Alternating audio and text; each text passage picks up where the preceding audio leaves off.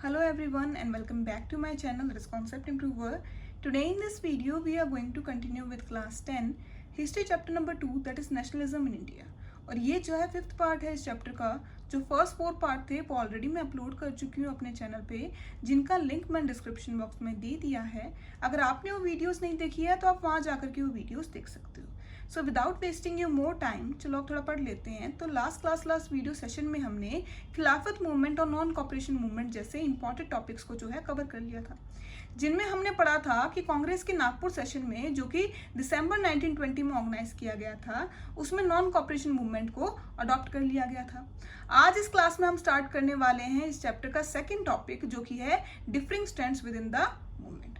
तो अब देखो इस टॉपिक के बारे में दे क्या रखा है हमें।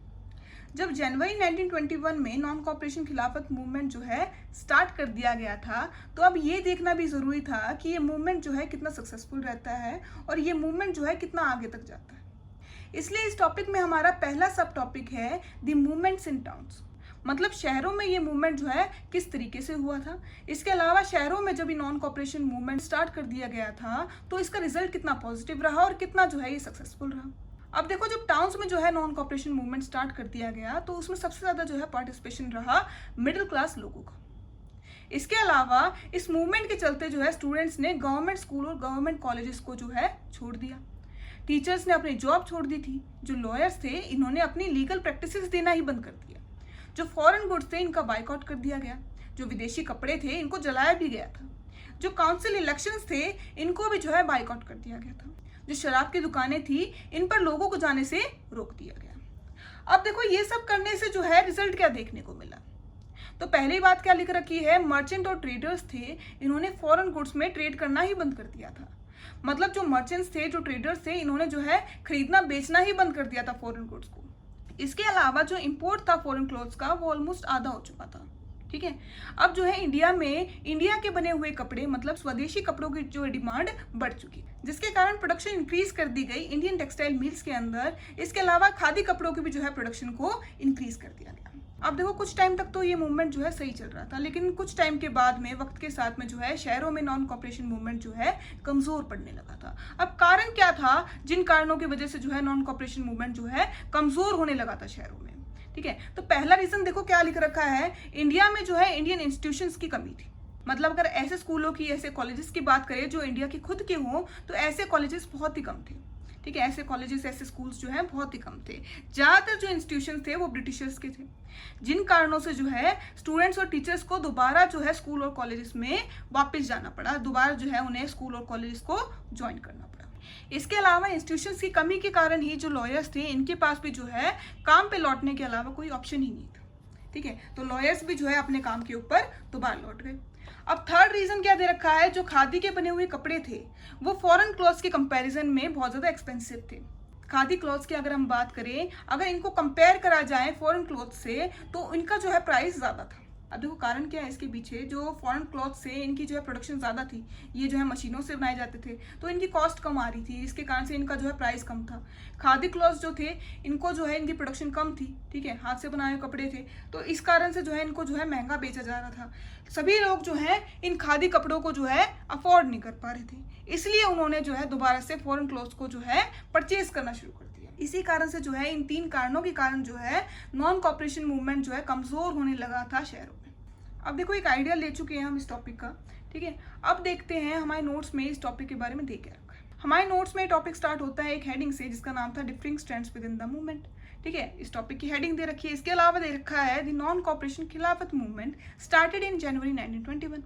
मतलब नॉन कॉपरेशन खिलाफत मूवमेंट जो है स्टार्ट हुआ था जनवरी 1921 में। इसके अलावा the movement attracted people from all the section of society. ये जो मूवमेंट है इसने बहुत सारे लोगों को जो है अपनी तरफ आकर्षित किया था। अब देखो इंडिया में जो लोग हैं बहुत ज़्यादा परेशान थे ब्रिटिशर्स से। ठीक है, अपने ऊपर हो रहे जो है अत्याचारों से वो बहुत परेशान हो चुके थे। जब उन्हें जो है नॉन कॉपरेशन मूवमेंट के बारे में पता चला तो उनको जो है ये लगा कि उनको एक आस से दिखने लगी थी कि उन्हें जो है अपने ऊपर हो रहे अत्याचारों से जो है कहीं ना कहीं छुटकारा मिल सकता है। ठीक है, तो इस जो है आशा की किरण को देखते हुए जो है वो बहुत ज़्यादा अट्रैक्टेड हुए थे इस नॉन कॉपरेशन मूवमेंट की तरफ।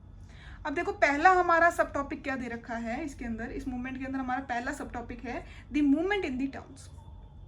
ये जो मूवमेंट है वो शहरों में जो है कितना जो है सक्सेसफुल रहा, इसके बारे में पढ़ते हैं। शहरों में जो है ये मूवमेंट जो है किस तरीके से स्टार्ट किया गया था और किस तरीके से जो है काम किया था। देखो, द मूवमेंट इन टाउन्स के अंदर हमारा पहला पॉइंट दे रखा है, it started with the middle class participation in the cities. अगर इस मूवमेंट की बात करें, इस मूवमेंट में जो है सबसे ज़्यादा पार्टिसिपेशन रहा था मिडिल क्लास लोगों का। इसके अलावा students left government colleges and schools, teacher resign from their job and lawyers gave up their legal practices. अगर इस मूवमेंट की बात करें तो स्टूडेंट्स ने जो है अपना स्कूल, अपना कॉलेज जो है छोड़ दिया था। टीचर्स ने भी जो है अपनी जॉब से रिजाइन दे दिया था। इसके अलावा जो लॉयर्स थे, इन्होंने भी अपनी जो है लीगल प्रैक्टिसेस देनी बंद कर दी थी। इसके अलावा क्या दे रखा है, foreign goods were बायकॉटेड and foreign clothes were burned. जो फॉरेन गुड्स थे इनको जो है बायकॉट कर दिया गया था। इसके अलावा जो विदेशी कपड़े थे इनको जला दिया गया था। इसके अलावा क्या दे रखा है, लिकर शॉप वर पिकेटेड।